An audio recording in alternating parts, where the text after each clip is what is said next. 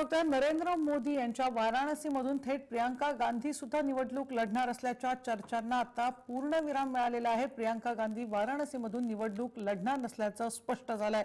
वाराणसीमधून काँग्रेसच्या अजय राय यांना काँग्रेसकडून उमेदवारी देण्यात आलेली आहे।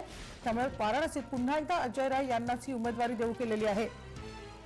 पंतप्रधान नरेंद्र मोदी वाराणसीमधून निवडणुकीच्या रिंगणात उतरतात आणि थेट नरेंद्र मोदी यांना प्रियंका गांधींचं आव्हान असेल अशी चर्चा सुरू असतानाच या चर्चांना आता पूर्णविराम मिळालेला आहे। वाराणसीमधून काँग्रेसच्या अजय राय यांना उमेदवारी पुन्हा एकदा काँग्रेसने देऊ केलेली आहे। इनपुट हेड विनोद राऊत आपल्या बरोबर आहे। विनोद, काय नेमकं सांगाल? आपण बघतोय एकीकडे प्रियंका गांधी निवडणूक लढवणार का किंवा वाराणसीमधून उभे राहणार का याच्या चर्चा सुरू असताना थेट वाराणसीमधून पुन्हा एकदा अजय राय यांना काँग्रेसने उमेदवारी दिली आहे। काय नेमकं सांगाल?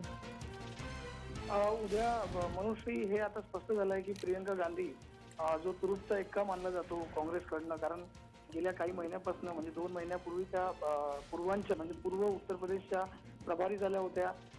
पूर्व उत्तर प्रदेश ह्या भागातच वाराणसीचा मतदारसंघ येतो, जो पंतप्रधानांचा मतदारसंघ आहे।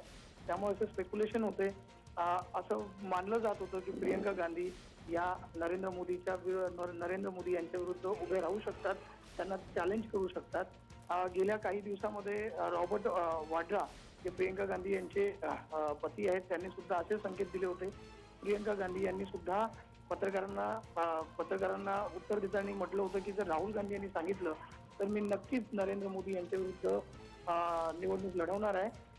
मात्र एवढं पक्क होतं की प्रियंका गांधी यांना जर निवडणूक लढवली असती तर कदाचित खूप मोठा स्टेक काँग्रेसचा राहिला असता। यामध्ये त्या पराभूत झाल्या असत्या किंवा पराभूत जर झाल्या असत्या तर एक मोठा जो डाव काँग्रेसने लावलेला आहे तो कदाचित तो डाव जो मोठा हे आहे ते कदाचित फिसकटलं असतं। त्यामुळे या शक्यता लक्षात घेतात आणि प्रियंका गांधी यांची तसं उत्तर प्रदेशमध्ये ज्या शेवटच्या टप्प्यापर्यंत ज्या इलेक्शन्स असणार आहेत, निवडणुका मतदानाचं हे राहणार आहे, त्यामध्ये त्या मुख्य प्रेरक आहे। त्यामुळं प्रियंका गांधी यांनी एका मतदारसंघामध्ये अडकून राहू नये या सगळ्या स्ट्रॅटेजीज करून या सगळ्या लक्षात घेऊन आज काँग्रेसने अजय राय यांना तिकीट दिलेलं आहे, उमेदवारी दिलेली आहे।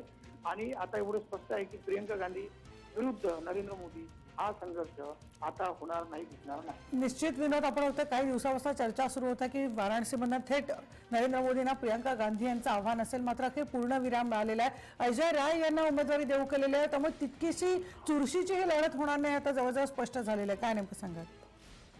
नक्कीच देशामध्ये जर अशी निवडणूक झाली असती, गेल्या वेळी अरविंद केजरीवाल यांनी नरेंद्र मोदी यांना आव्हान दिलं होतं, मात्र केजरीवाल जवळपास 2 लाखाच्या जास्त मताधिक्याने पराभूत झाले होते। यावेळी असं स्पेक्युलेशन होतं, स्पेक्युलेशन म्हणण्यापेक्षा अशा बातम्या येत होत्या, त्याला कधीही प्रियंका गांधी यांनी स्पष्टपणे नकार पण दिला नव्हता किंवा काँग्रेसकडनं पण याला स्पष्टपणे नकार दिला नव्हता।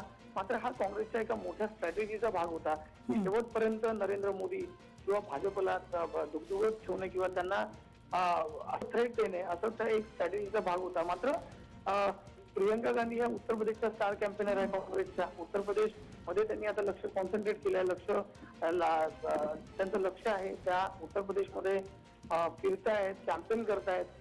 त्यामुळे तसं उत्तर प्रदेशमध्ये जे मृतपाय काँग्रेस होती गेल्या वेळी त्याला उभारी देण्याचं मुख्य काम प्रियंका गांधी यांच्यावरती आहे।